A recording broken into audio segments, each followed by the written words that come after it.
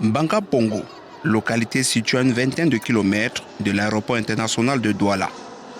Pour y accéder, les populations sont parfois contraintes de retrousser les manches. Elles accompagnent le gouvernement de la République dans la réhabilitation de la principale voie d'accès.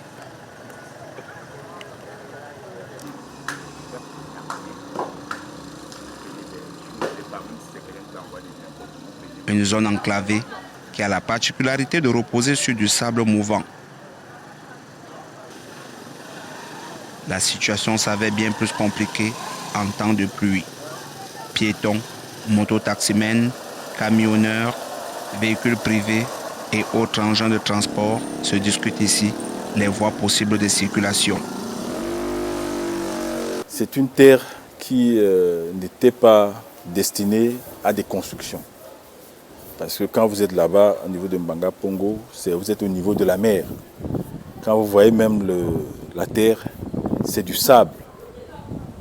Généralement, pendant les marées hautes en Mbanga Pongo, quand vous y êtes, ce sable-là est humide pour vous dire que les eaux ne sont plus loin. Donc, le peuplement rapide de Mbanga Pongo fait qu'aujourd'hui, nous devons changer carrément de politique. Et c'est pour cela que nous avons saisi le ministre de l'Habitat et du Développement urbain pour un programme d'intervention d'urgence en Mbanga Pongo. La vie ici semble pourtant paisible. Sourire aux lèvres, les habitants vaquent à leurs activités quotidiennes avec enthousiasme. Le poste de gendarmerie est là, la sécurité des biens et des personnes garantie. Le développement de la localité est ainsi perceptible 15 ans après le crash du Boeing 737-800 de la compagnie aérienne Kenya Airways qui avait fait ici 114 décès, dont 34 Camerounais. À cette époque, c'était mon père, Sa Majesté Bongé Pako, qui était chef. Nous avons entendu, comme tous les Camerounais, que l'avion s'est écroulé dans notre village. Les fils du village ont contribué, comme tous les autres Camerounais, à faire sortir les corps de la grande forêt de Boko. Parce que Mbanga Pongo est situé à Boko. Jusqu'aujourd'hui, nous avons cette douleur qui est encore vraiment très profonde. Une telle tragédie s'est déroulée dans notre village. Nous avons compati avec le monde entier.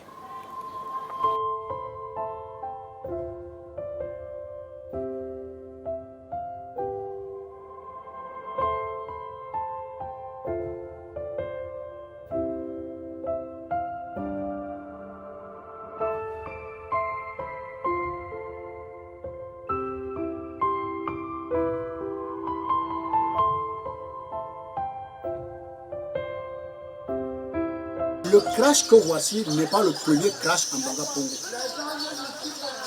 Il y avait un crash en 1962 de la Lufthansa, de la compagnie allemande. En 1962, un avion avait percuté les arbres là-bas, tuant les singes et tout. Il y avait les valises qu'on ramassait de partout sur un rayon même de 2 km.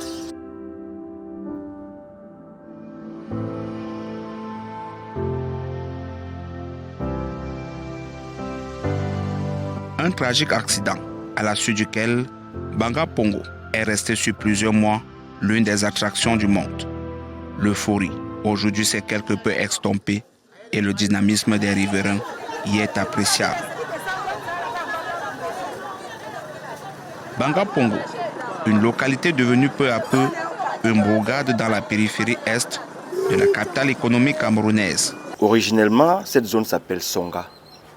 Songa Boko, ce qui signifie la forêt profonde de Boko.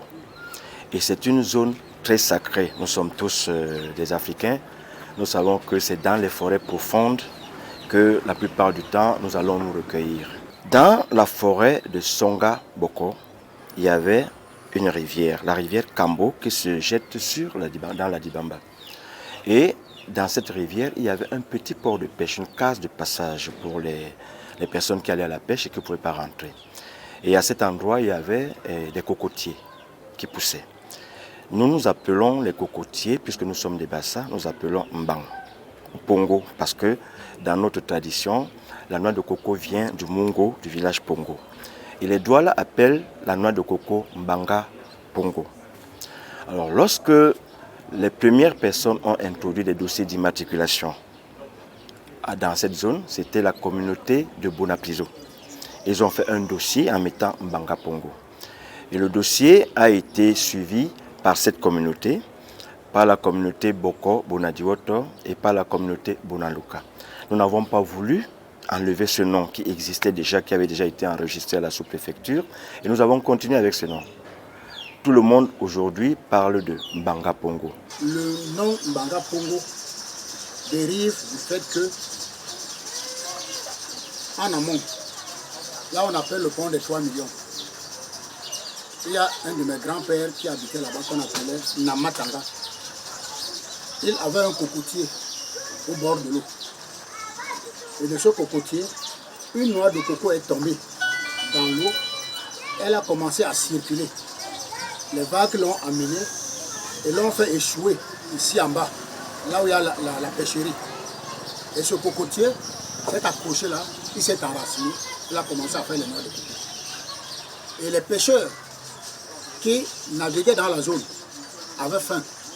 Ils ont trouvé les noix de coco par terre et d'autres qui flottaient au-dessus de l'eau. Et ils ont pris ces noix de coco, ils ont commencé à les tailler, à les manger. Et on appelait ça donc en Bassa, on appelle ça en Bassa Kondo Mbang. Kondo Mbang en Bassa. Et ce sont les Douala qui appellent ça Mbanga Pongo. Bon, le Kondo Mbang, c'était un comptoir où il y avait les Biafrais qui pêchaient à l'époque. Et à l'époque des Allemands, c'est mon grand-père du Bongo Matanga qui était le chef de tout Boko et qui collectait les impôts, aussi bien en amont qu'au niveau du cours d'eau. Et c'est lui qui prenait donc ses impôts, l'argent de ses impôts, il allait verser à la trésorerie à Bonanjo. Mes grands-parents, quand ils sont entrés ici, ils ont trouvé M. Pokossi Guillaume, qui était autochtone du coin, du village. Ils se sont donc mis ensemble pour pouvoir développer ce secteur. C'était en 1963. Maintenant, quand ils se sont donc mis ensemble pour développer dans ce coin, ils se sont mis en travaillant les champs et en mettant les mises en valeur. Et bien après, les autres tribus sont aussi arrivées. À chaque fois, il est donné des parcelles de terrain, de mettre, de s'aimer, de faire l'agriculture. Voilà donc comment Bangapo est donc créé.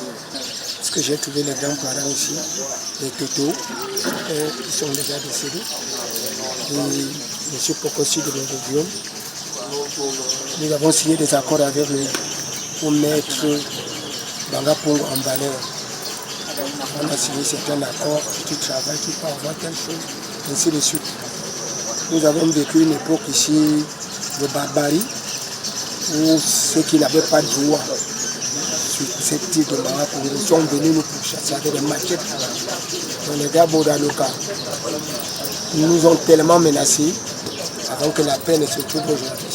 Il y a 15 ans aujourd'hui, lorsque le crash se produisait en Bangapongo, c'était encore une zone très peu peuplée. À l'état actuel de développement des choses, les études préalables qui nous ont été demandées ont été financées par la mairie, notamment les études avant-projet sommaire, les études d'impact environnemental ont été rapidement développées pour qu'on ait en Bangapongo, dans les prochains jours, une action forte de développement de l'infrastructure, des infrastructures urbaines. Au niveau de son développement, nous avons déjà eu à implanter en Bangapongo une gendarmerie, un centre médical d'arrondissement, un lycée, un marché. C'est des infrastructures de base pour pouvoir faire une ville. Maintenant, le principal problème aujourd'hui, au-delà du problème de l'assainissement, c'est-à-dire les inondations, à Bangapongo, c'est l'accès vous savez, c'est une zone qui, initialement, n'était pas destinée à la construction. Donc c'était une forêt qui est pratiquement au niveau de la mer. Et le reste de la contrée est à un niveau plus relevé, au niveau sur le plan altitude. Donc pour accéder à Mbanga-Pongo, il faut faire une route. On a pratiquement un demi-kilomètre de voie qu'il faut absolument réhabiliter pour viabiliser la zone. Les populations n'ont plus besoin de parcourir des kilomètres à la recherche des soins médicaux. Le centre médical d'arrondissement de Mbanga-Pongo figure parmi les nombreuses autres infrastructures construites par l'État.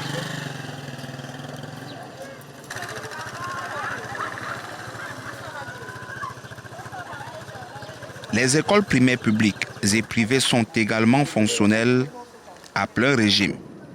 C'est le cas du groupe scolaire La Moisson, inauguré en 2005, bien avant le sinistre du 7 mai 2007. C'est une école qui a traversé beaucoup de difficultés depuis sa création, étant donné les conditions de la route et tout. C'est une école qui était d'abord en planche, avec quelques salles de classe.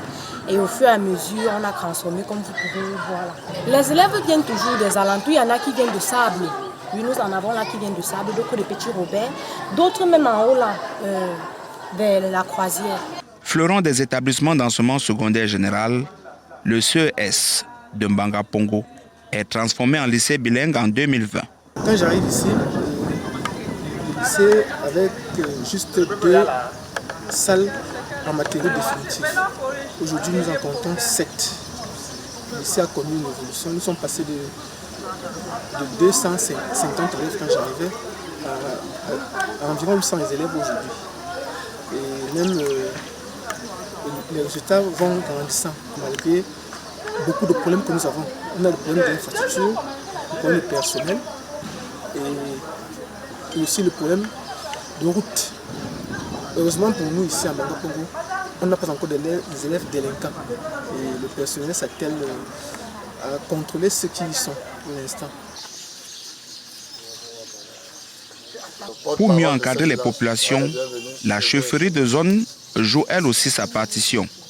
Les actions concertées avec l'administration et la commune permettent de maintenir ardent le flambeau et rappeler à l'opinion nationale et internationale les spécificités de cette localité.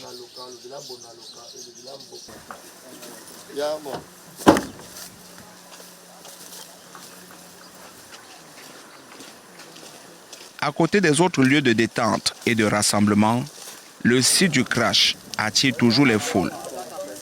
Au fil des ans, les proches des victimes, mais également des curieux s'y rendent. Des guides locaux sont disponibles. Une occasion d'élever au ciel des prières pour le repos des âmes des disparus. Tout ce que tu as créé sur la terre t'appartient et nous t'appartenons. Père, ceux que tu as permis que ce jour-là viennent finir leur vie ici, c'est toi qui les as créés. Et nous t'avons toujours présenté leur famille, les femmes, les enfants, tous ceux qui ont perdu leur vie ici, Seigneur, que tu te souviennes d'eux. Le monde est ainsi fait. À côté du bonheur, loge le malheur. Lorsque le bonheur arrive, nous rions tous, nous jouissons tous, mais dès que le malheur arrive, ce sont les pleurs. Et ici, cet endroit, ce cratère qui est ici, qui a été impacté par le cockpit de l'avion, englobe des vies humaines qui transitaient de par le monde entier et qui ont fini leur vie dans mon village à Boko. C'est un souvenir amer, mais c'est en même temps, cette place est devenue un lieu de recueillement. Un lieu où les populations viennent souvent. Dès que l'endroit est nettoyé, les populations viennent prier. La tâche n'a pas été facile, ça a été un coup très difficile pour nous qui étions des riverains à l'époque et nous devenons encore des riverains. En tout état de cause, l'État ne pouvant tout faire seul, nous nous sommes battus depuis ce moment-là jusqu'à aujourd'hui au travers des comités de pan, de toutes autres formes d'associations, de rassemblements multiples pour entretenir cette mémoire vivante, pour entretenir ce site, pour que le jour que l'État ou d'autres personnes souhaiteraient rendre aller se commémorer là-bas, que la voie soit accessible. C'est tout ce que nous pouvions faire en tant que population riveraine. La première mission, c'est de veiller à ce que les gens travaillent dans la paix, qu'ils coordonnent, que les activités soient coordonnées et qu'on pense au très haut. Donc nous ne cessons de prier. On n'est pas la seule congrégation ici. Il y a les chrétiens, il y a les musulmans, il y a tout autre, les animistes, et puis ensemble pour le bien commun, pour l'évolution de ce village, de ce quartier. Et pour la mémoire de ceux qui sont partis, on essaie de se mettre ensemble pour que les choses puissent aller de bon port. Vous voyez, par exemple, nous sommes à côté là d'un emplacement que la communauté musulmane a choisi pour établir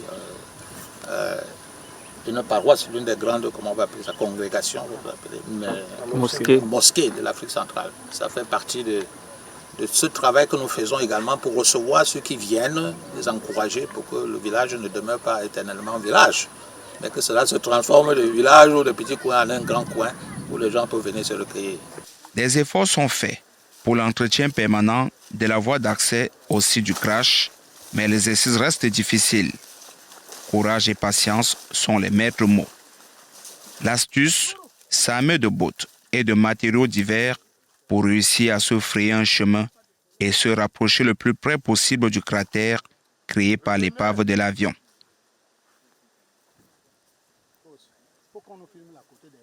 C'est nous qui nettoyons ici avec les notables. Ça se passe comment? Nous nous organisons chaque 6 mois.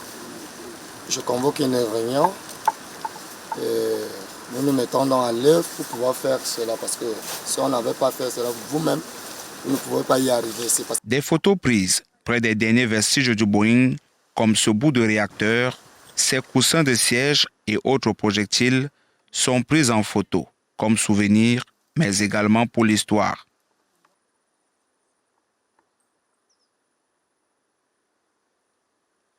« 15 ans après le drame, la localité de Mbanga Pongo continue de se développer. La réalité du vivre ensemble permet la cohésion entre diverses communautés. Ici à Mbanga Pongo, nous on remercie Dieu parce qu'on vit ensemble avec tout le monde, avec toute la communauté. Parce que ici, nous on ne connaît pas telle personne, il est Bamileke, l'autre, il est Tukuru, l'autre, il est Hausa. Nous on ne connaît pas ça ici à Mbanga Pongo. Voilà pourquoi à chaque fois on souhaite qu'on vit ensemble, qu'on travaille ensemble, on mange ensemble, on travaille main dans la main. Donc on souhaite le développement, qu'on nous met la main pour qu'on fait développer Mbanga Pongo. Il y a 15 ans, c'était une forêt ici. On ne trouvait aucune maison, il n'y avait rien d'habitation. Il y a 15 ans, on comptait le nombre de personnes qui habitaient Mbanga Pongo. Aujourd'hui, on est des milliers. Ça porte des fruits. Les gens, vous l'avez vu, jusqu'au lieu de crash à quelques milliers, centaines de mètres, qu'il y a quelques maisons d'habitation. Tout de même, c'est risquant, mais c'est un signe que le coin se développe.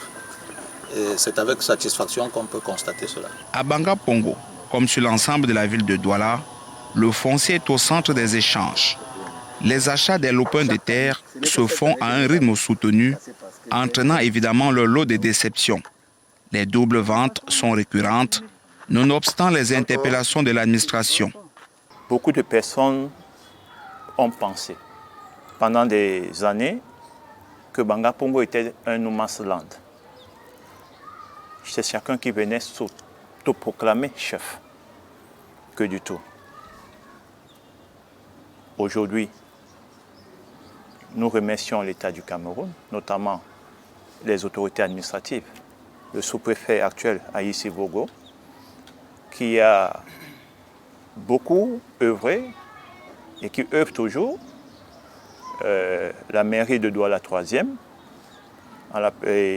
surtout à la personne de M.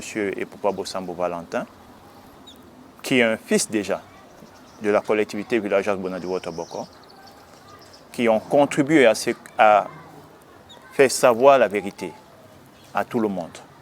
Ce n'est pas encore ça, mais ça commence à aller. Alors, des gens se sont installés là-bas, pour la plupart de manière anarchique. Il est question que plusieurs se régularisent. Des autorités y ont été installées. Des soi-disant chefs de bloc, soi-disant chefs de quartier, sans notre accord, sans notre aval. Donc je peux vous dire que traditionnellement, nous ne les reconnaissons pas.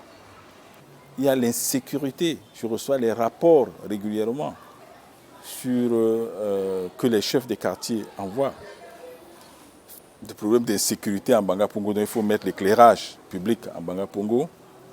Il faudra aussi, au-delà de l'éclairage public en Banga Pongo, on a pensé qu'il faudra essayer de voir le problème. C'est un lieu d'intégration, c'est un lieu de vivre ensemble. Parce que, comme on vous a dit, il y a eu des peuplements rapides, dont les gens ont commencé rapidement. Ceux qui ne trouvaient pas de la place en ville, qui allaient travailler en ville, allaient rapidement se trouver quelque chose là-bas. Donc vous avez une mosaïque de peuplement qui fait que tout le Cameroun que vous voyez là, toutes les régions du Cameroun se retrouvent dans cette zone. Quand vous prenez de Yansoki, la baie de Yansoki là-bas, en passant par Ngodi, vous arrivez à Banga Pongo, vous prenez ceux qui viennent de Cité Berge, de Boko, plage, toute cette zone-là, c'est